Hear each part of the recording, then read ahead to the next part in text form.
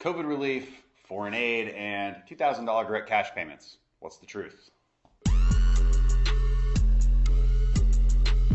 Let's start with the elephant in the room. The foreign aid in the COVID relief bill. And first of all, let's not call it a COVID relief bill. It's a lockdown relief bill. Let's be honest. Was there foreign aid in it?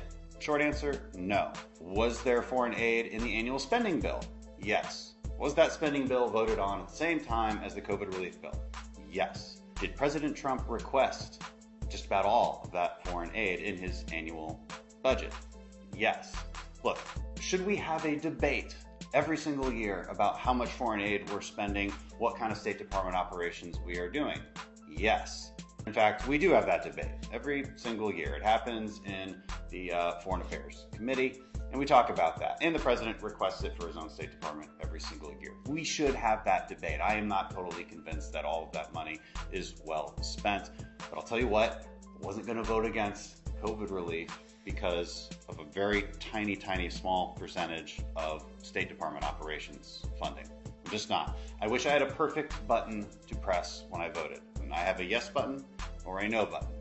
And when I look at those yes and no buttons, I have to think to myself, what am I saying yes to and what am I saying no against? And I was not willing to say no to small business relief and the PPP funding. I was not willing to say no to rental assistance. I was not willing to say no to unemployment extenders and making sure that our gig economy workers, our independent contractors, and all the people unemployed, almost 11 million, got what they needed. Now, on to the next big elephant in the room, $2,000 direct cash payments.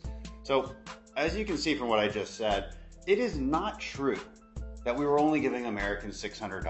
The $600 was a direct cash payment. That would go to about 150 million people. Last time we did direct cash payments, they went out to 159 million Americans.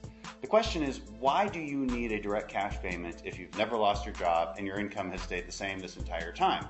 I would say that you don't need it. I would say that we shouldn't be spending taxpayer money on people who have not had a change in income all year.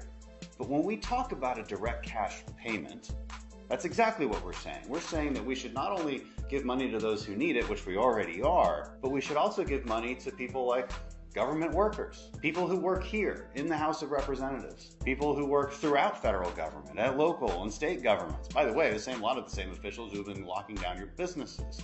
We're saying that we should just blanket send out a direct cash payment to all of these people. Do you think that's the right thing to do? I personally do not. I would rather target that money. That's why I plan on voting against the $2,000 direct cash payments, because it's going to well over 100 million people that have not lost their job and not even had a change in income.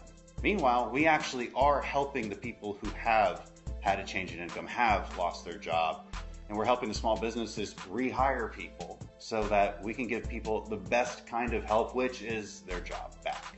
That's the best way to solve this problem. That's the best way to solve the lockdown problem.